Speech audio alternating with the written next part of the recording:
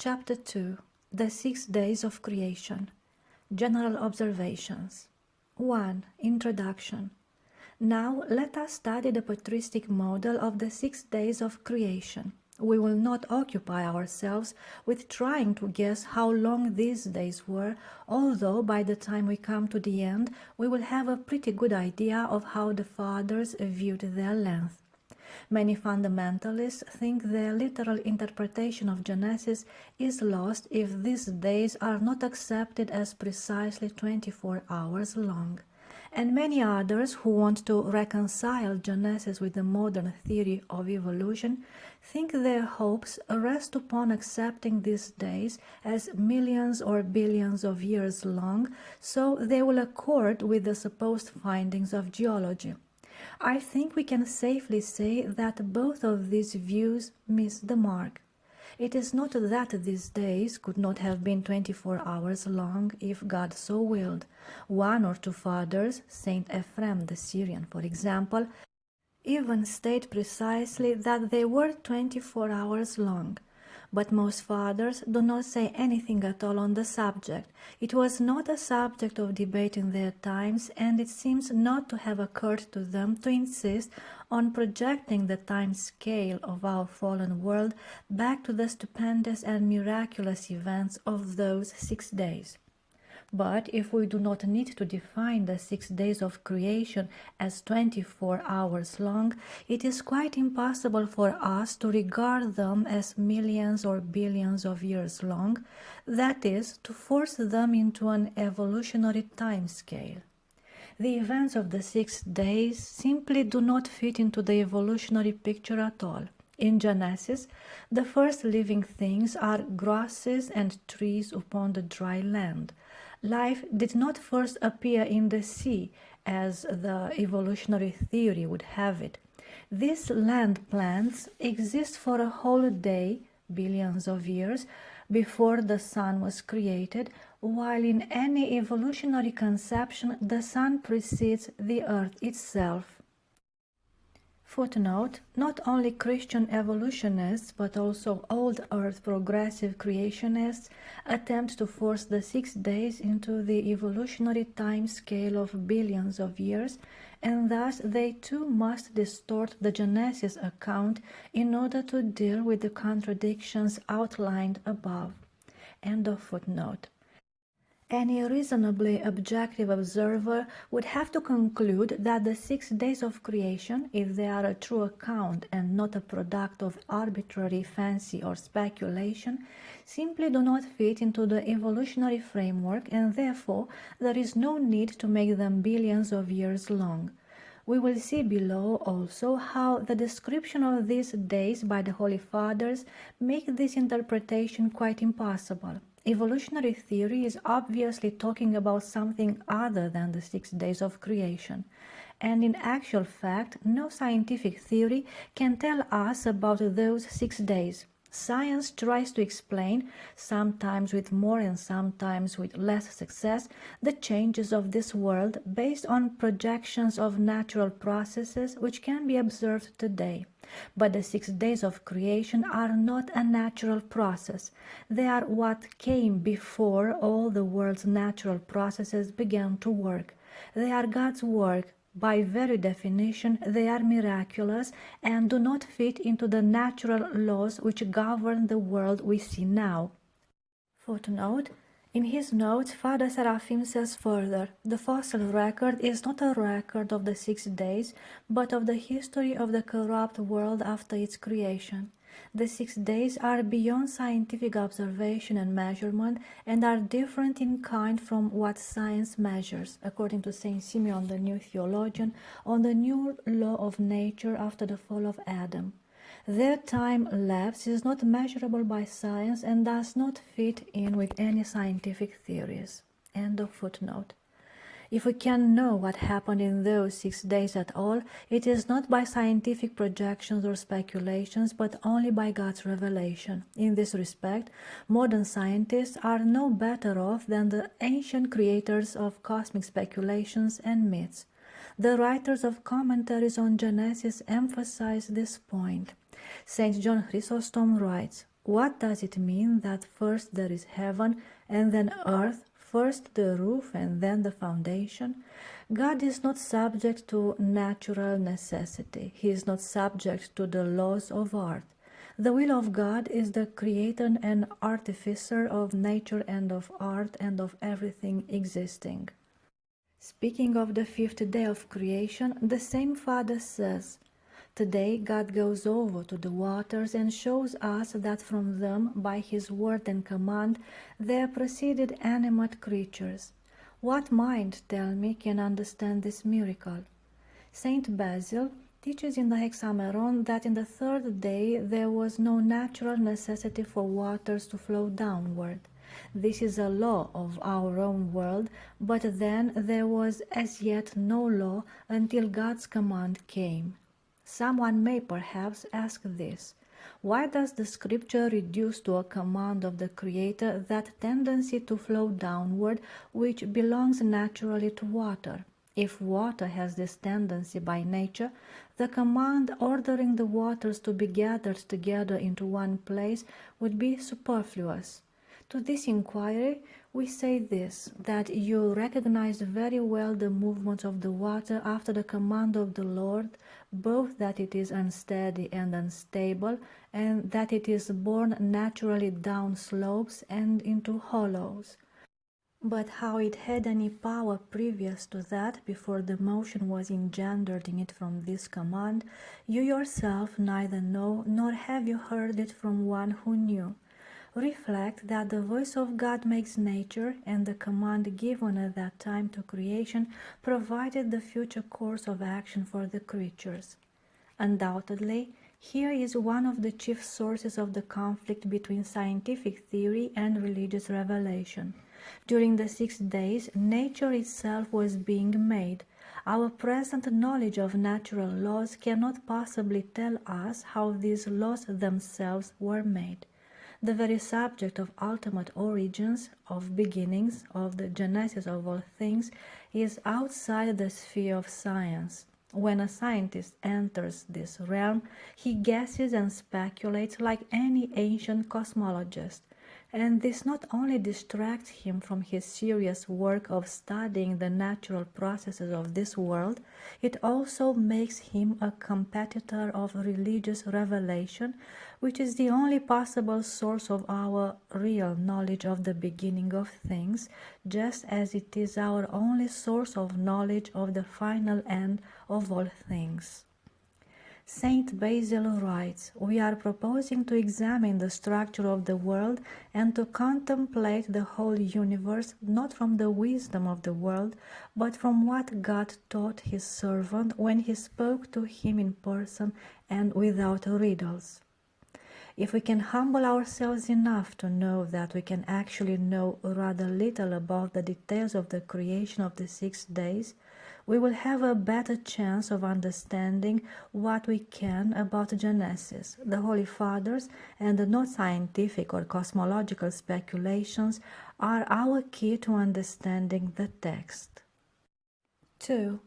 General remarks about the 6 days. What then can we say of these 6 days? First, one Orthodox person reflecting on the 6 days very nicely expressed our aim in studying them. We should measure them not quantitatively but theologically. The important thing about them is not how long they were, but what happened in them. They are the statement of 6 immense creative acts of God which produced the universe as we know it. In a moment we will look at these 6 acts in detail. Second, as we have seen, by their very nature, the events of these days are miraculous, are not subject to the laws of nature that now govern the world, and we cannot understand them by projections from our present experience. Third, a point very much emphasized by the Holy Fathers who have written on Genesis, the creative acts of God in the 6 days are sudden, instantaneous. Saint Ephrem the Syrian, who understands the days of creation to be 24 hours long, emphasizes that the creative acts of God in these days do not require 24 hours but only an instant. Thus, concerning the first day, he writes, "Although both the light and the clouds were created in the twinkling of an eye, still both the day and the night of the first day continued for 12 hours each." Saint Basil the Great likewise emphasizes at various points of his commentary on the 6 days the instantaneous nature of God's creation. On the third day of creation he writes, "At this saying all the dense woods appeared, all the trees shot up. Likewise all the shrubs were immediately thick with leaf and bushy, and the so-called garland plants all came into existence in a moment of time, although they were not previously upon the earth. Let the earth bring forth." This brief command was immediately a mighty nature and an elaborate system which brought to perfection more swiftly than our thought the countless properties of plants. Saint Ambrose writes that when Moses says so abruptly, "In the beginning God created," he intends to express the incomprehensible speed of the work. And, having the cosmological speculations of the Greeks in mind, he writes words that apply equally well to the speculations of our own times. He, Moses, did not look forward to a late and leisurely creation of the world out of a concourse of atoms. Saint Ambrose says further, and fittingly Moses added, "He created, lest it be thought there was a delay in creation." Furthermore, man would see also how incomparable the Creator was, who completed such a great work in the briefest moment of his creative act, so much so that the effect of his will anticipated the perception of time. Saint Athanasius the Great, in arguing against the Arian teaching that Christ is the beginning of all things and thus like the creation, sets forth as his understanding of the 6 days of creation that all things in each of these days were created simultaneously. As to the separate stars or the great lights, not this appeared first and that second, but in one day and by the same command they were all called into being. And such was the original formation of the quadrupeds and of birds and fishes and cattle and plants. No one creature was made before another, but all things originate, subsisted at once together upon one and the same command. 3. Why 6 days? We have already quoted Saint Ephrem the Syrian, who states that it is likewise impermissible to say that what seems, according to the account of Genesis, to have been created in the course of 6 days, was created in a single instant. The Holy Fathers are quite insistent in their faithfulness to the text of Genesis. When the text says day, they find it impermissible to understand some indefinitely long epoch, since God's creative acts are instantaneous, but they also find it impermissible to interpret these 6 days as merely some literary device to express a totally instantaneous creation. Footnote: this is in fact what Blessed Augustine erroneously taught. In his book, The Literal Meaning of Genesis, he suggested, but did not insist, that the days of creation were not periods of time, but a literary device to describe the angels contemplating all the works of creation, which in reality occurred totally in one instant. End of footnote. Although each creative act is instantaneous, the whole creation consists of an orderly sequence of these creative acts.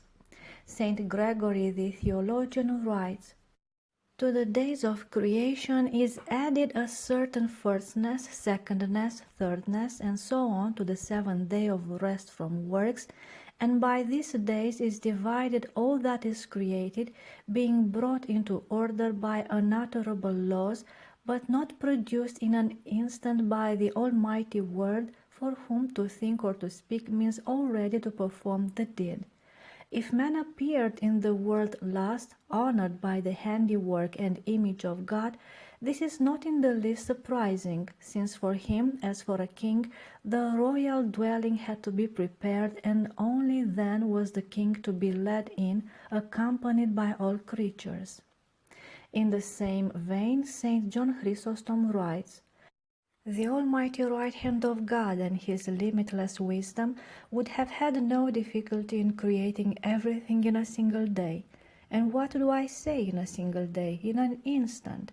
But since he created everything that exists, not for his own benefit, because he needs nothing, being all sufficient unto himself, on the contrary, he created everything in his love of mankind and goodness, and so he creates in parts and offers us by the mouth of the blessed prophet a clear teaching of what is created, so that we, having found out about this in detail, would not fall under the influence of those who are drawn away by human reasonings. And why, you will say, was man created afterwards if he surpassed all these creatures? For a good reason. When a king intends to enter a city, his arms bearers and others must go ahead, so that the king might enter chambers already prepared for him. Precisely thus did God now, intending to place, as it were, a king and master over everything earthly, at first arrange all this adornment, and only then did he create the master, man. Saint Gregory of Nyssa repeats this same teaching, that man as king appeared only after his dominion had been prepared for him. But he also has another, more mystical interpretation of the sequence of the 6 days, which some have tried to interpret as an expression of the theory of evolution. Let us therefore look closely at this teaching. He writes, "Scripture informs us that the deity proceeded by a sort of graduated and ordered advance to the creation of man. After the foundations of the universe were laid, as the history records, man did not appear on the earth at once, but the creation of the brutes preceded him, and the plants preceded them.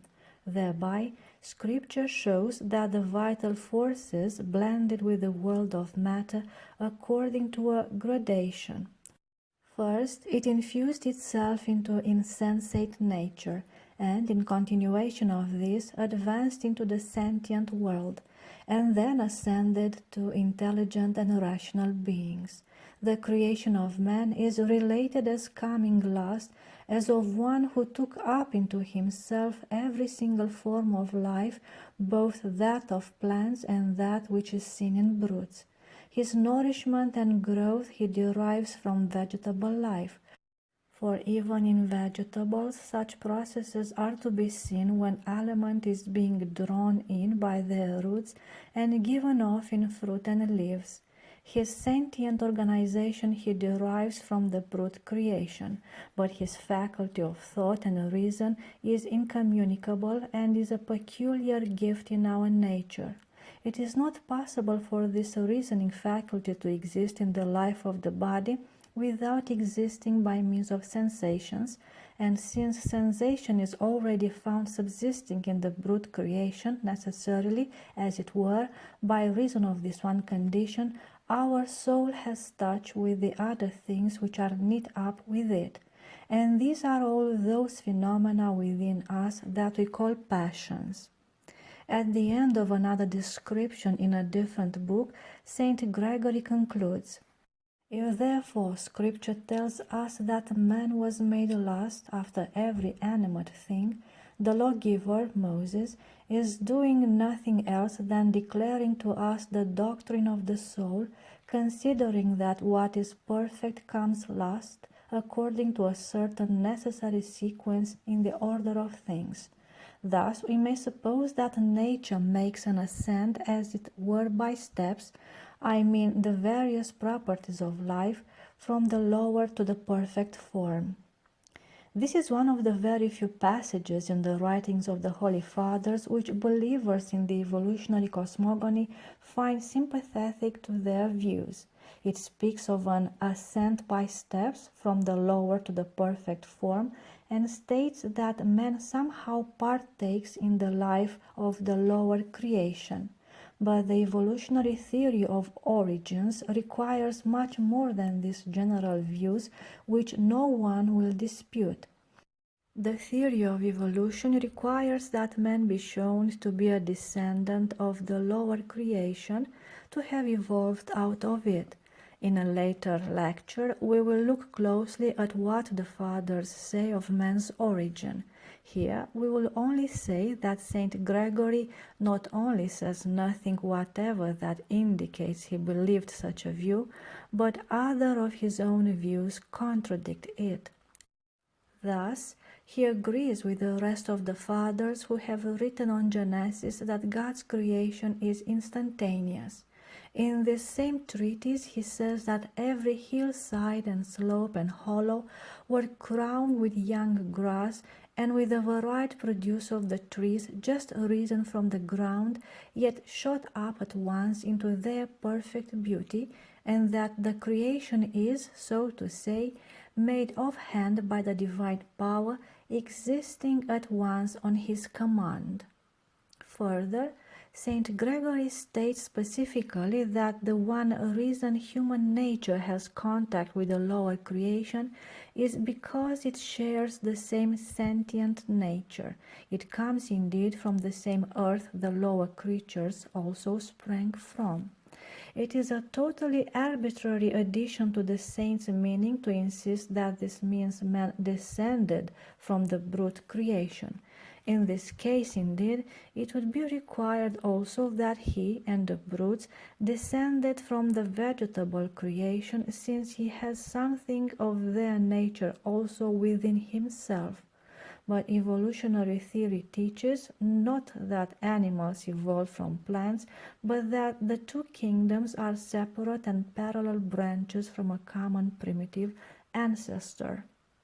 Saint Gregory's ascent by steps, therefore, does not at all show the chronological descent of man from plants and animals, but only shows his kinship with the lower creation through sharing the nutritive and sentient nature which all earth-born creatures have, to the degree God has given it to them.